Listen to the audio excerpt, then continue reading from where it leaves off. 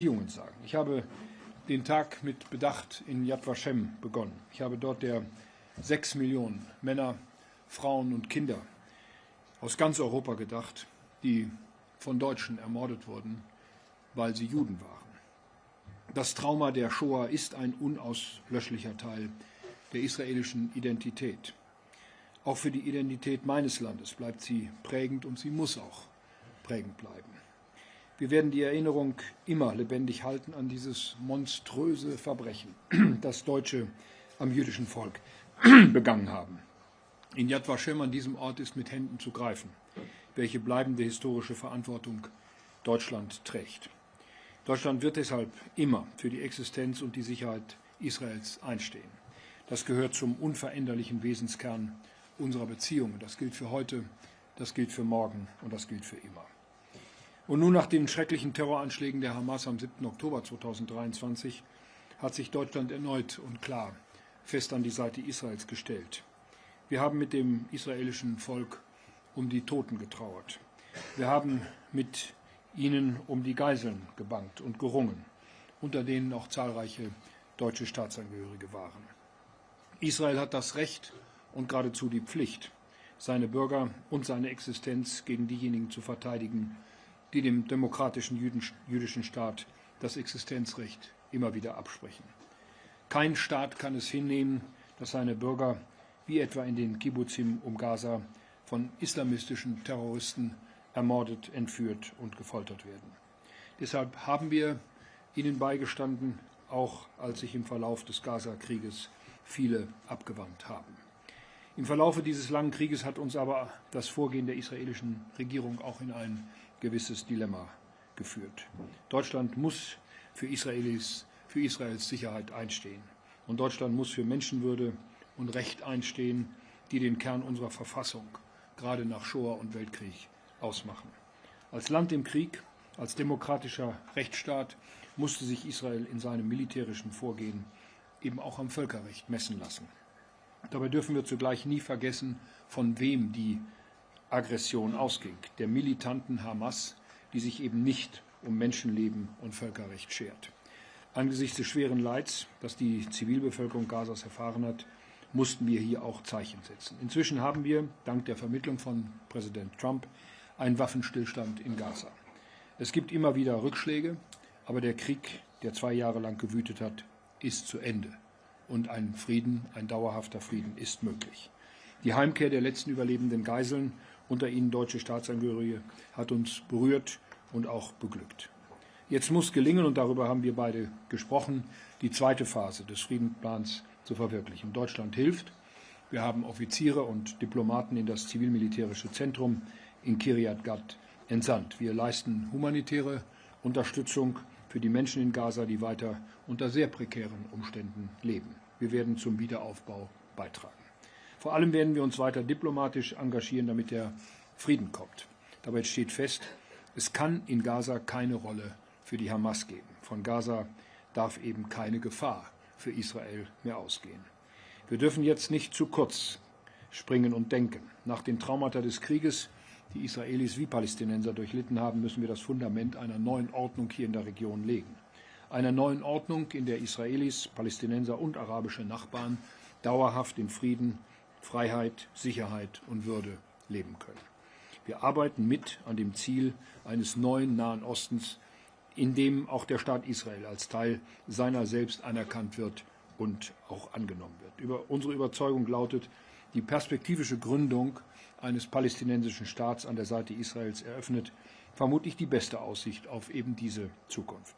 Eine Zwei-Staaten-Lösung wird sich nur durch Verhandlungen verwirklichen lassen und sie wird am Ende dieser Verhandlungen stehen. Aber diese Verhandlungen sind eben jetzt notwendig. Die deutsche Bundesregierung bleibt bei ihrer Auffassung, dass die Anerkennung eines palästinensischen Staates am Ende und nicht am Anfang eines solchen Prozesses stehen kann. Die Bundesregierung leistet deshalb der palästinensischen Autonomiebehörde Hilfen. Man kann diese Behörde in vielem zu Recht kritisieren. Ich tue das auch. Ich habe darüber auch gestern Morgen mit Präsident Abbas gesprochen. Aber gerade jetzt, da es Reformansätze gibt, sollten wir unterstützen. Zur Wahrheit gehört auch, meine Damen und Herren, dass es aus unserer Sicht keine Annexionsschritte im Westjordanland geben kann, keine formellen, keine politischen, baulichen oder sonstigen Maßnahmen, die in ihrer Wirkung auf eine Annexion hinauslaufen. Nun lassen Sie mich abschließend noch ein Wort zur deutschen Debatte über Israel hinzufügen, die in den letzten Monaten geführt worden ist. Kritik an der israelischen Regierung ist möglich und manchmal vielleicht sogar notwendig. Das ist so zwischen freien Gesellschaften und offenen Demokratien. Das halten die Beziehungen zwischen Deutschland und Israel auch aus. Aber Kritik an der Politik der israelischen Regierung darf nicht als Vorwand für Antisemitismus missbraucht werden, schon gar nicht in Deutschland. Auch das zählt zu unserer geschichtlichen Verantwortung. Ich wünsche dem israelischen Volk, dass nun nach schweren Jahren von Terror und Krieg eine bessere Zeit beginnt. Ich wünsche es Ihnen, Herr Ministerpräsident, dir, lieber Bibi, dass die Entscheidungen getroffen werden, die zu Frieden und guter Nachbarschaft in der Region beitragen. Deutschland wird dabei, wie ich gesagt habe, in tiefer Freundschaft an der Seite dieses Landes stehen und ich persönlich auch. Herzlichen Dank noch einmal für die großartige Gastfreundschaft und für das gute Gespräch, das wir miteinander hatten. Thank you, Chancellor Friedrich. It's good to welcome you and your delegation to Jerusalem. Not for the first time, but as you say, the first time as Chancellor. We had the opportunity between these visits to speak many times on the phone. And I have to tell you, I speak to many world leaders. When I speak to Friedrich Merz, it's an open, honest conversation, even when we have disagreements, and often we have agreements. But these are open conversations between friends and people who respect each other. I have to say that I took note not only of our differences, but also the forthright statements that you made about what Israel is doing for the rest of humanity. You said that during the Rising Lion operation, our 12-day war with Iran. You said it just now in Ankara, quite forcefully. And I think these and other statements are very important, because they reflect a deeper commitment which expresses the intertwined destinies of Israel and Germany. We went through the greatest tragedy that any people suffered on German soil and committed by Germans. And the generations that followed the Holocaust were understood that there was a special moral commitment to enable the Jewish state, the Jewish people, to recover from this horror. And Germany was committed and remains committed to Israel's security in many important ways. What has happened since the rise of the Jewish state is that we have been able to fend off our enemies, and in order to do that, we developed capacities that now enable us to reciprocate. Not only does Germany work in the defense of Israel, but Israel, the Jewish state, 80 years after the Holocaust, works for the defense of Germany. And that is a historical change that comes at the time of great international turbulence and change. We discussed the ways that we can continue this defense cooperation in a changing world. But it's not only cooperation in military matters. We discussed the cooperation in technological matters. Israel and Germany are two of the most advanced economies in the world. We have extraordinary people, extraordinarily gifted people, and in the field of high technology, high-tech, deep tech, AI, quantum, all these things that are going to change the face of this planet and the future of humanity. These are things where we are ranked very high. But together, cooperating in this, we'll rank even higher. There's not much space to go. But I think that working together, we can not only better the citizens of Israel and Germany, but I think we can better the world and our immediate neighborhood, the Middle East. So we discussed that, and we are ready to seize the future together. This will help peace. We are at the point where we believe that peace opportunities are at hand. The Iran axis has been battered. It was the major engine of disruption in the negative sense, of terrorism, of extremism and fanaticism, and it's definitely been relegated to back seat. So now opportunities for peace are there. We tend to exploit them. I'm going to discuss them with President Trump when I meet him later on this month. But we discuss them as well.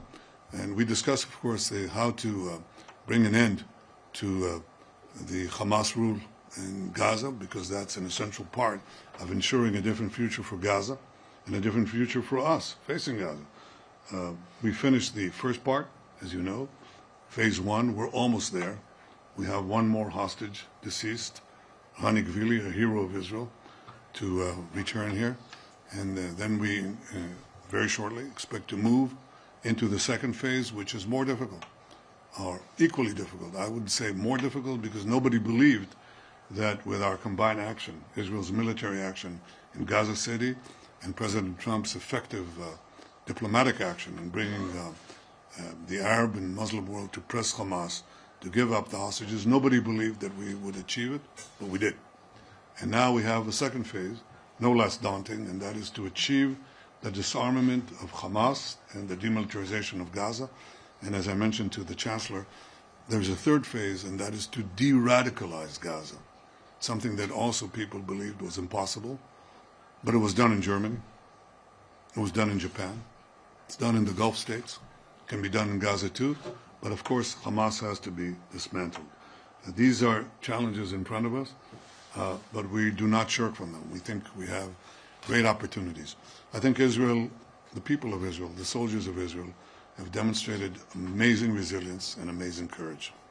We have fought a 7-front war against malign forces led by Iran that are openly committed to annihilate us. This 8 decades after the Holocaust, an openly declared attempt to annihilate the Jewish state. Imagine that you had an openly declared attempt to annihilate Germany, or an openly declared attempt to annihilate France, or Austria, or any other country. Israel, faced with that, obviously mustered its resources and fought a just war with just means. We are undergoing vilification on a historic scale for the last 80 years, but not for the Jewish people. We've been maligned through centuries. In the Middle Ages, in Germany, and throughout medieval Europe, we were accused of poisoning the wells, of slaughtering Christian children to use their blood to bake Passover matzahs. We were carrying vermin. These were the accusations that were always preceded the actual annihilation that followed. And Jews were attacked. They suffered pogroms. They suffered expulsions, and they suffered wholesale massacres from a very large swath, from Spain to Ukraine. Enormous vilifications, enormous attacks, culminating in the greatest massacre of them all, the Holocaust. What has happened since?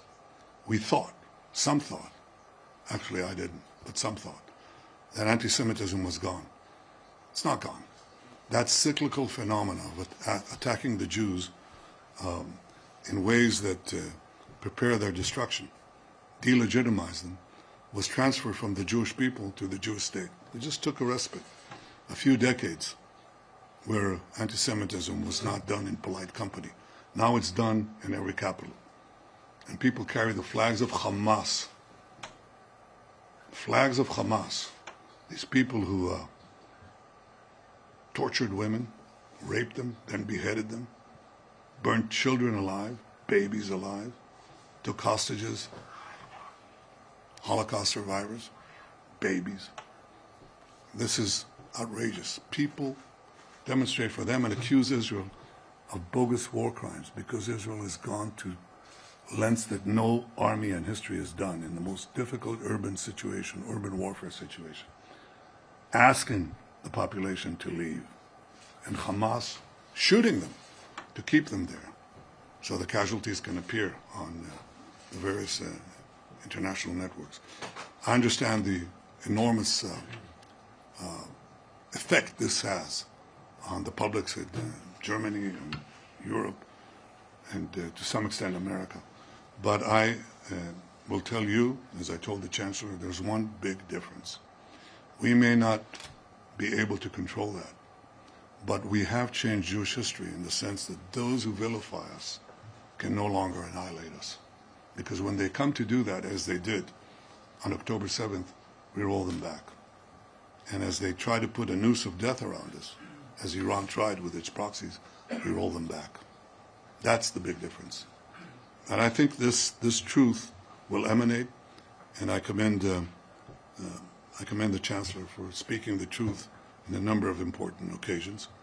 But we still have a job to do to explain what it is we're fighting, how we're fighting it, and why we're doing what we're doing is not only for our defense, but for Germany's defense, and the defense of free societies everywhere, and I will say our non-radical Arab neighbors as well. In fact, they understand it better than most. On the question of two states, now we have a different point of view, obviously, because the purpose of a Palestinian state is to destroy the one and only Jewish state. They already had a state in Gaza, a de facto state, and it was used to try to destroy the one and only Jewish state. We believe there's a path to advance a broader peace with the Arab states and a path also to establish a workable peace with our Palestinian neighbors. But we're not going to create a state that will be committed to our destruction at our doorstep. And as you know, Israel is gigantic. It's 50 kilometers wide, 70 kilometers wide at its widest point. And we are obviously going to take care of our security. The one thing that we will always insist upon is that the sovereign power of security from the Jordan River, which is right here, to the Mediterranean Sea, which is right there, that will always remain in Israel's hands. And that means that Israel will control its destiny and continue to protect its security for our sake and for others as well. I have to say, Friedrich, I think we're at the cusp of a new age, because I think that we will achieve the expansion of peace. I think that we are at a new age because I think that the possibilities of technology, with their risks, especially in AI, but with their positive benefits, are enormous in every field. I mean, from agriculture to health to transportation to, and I think that we are together, we can lead this and become not a secondary power, but a primary power in the advance of humanity. I look forward to our discussions, and I have to say that your wife was supposed to come here. Bring her next time. It'll be an opportune moment to expand on these things. So welcome, Friedrich. Welcome, Fred. Thank you so much. Thank you. We'll start with the questions from the forum. Prime Minister, following up your words and what the Chancellor has just said, he asked you not to take any steps which could lead to annexation of parts of the West Bank. So my question for you would be, can you guarantee that you are not taking these steps? One can have some doubts after what you just said about security for Israel. Und Bundeskanzler, können Sie bitte kommentieren, wenn Herr Netanyahu eine Zwei-Staaten-Lösung ablehnt?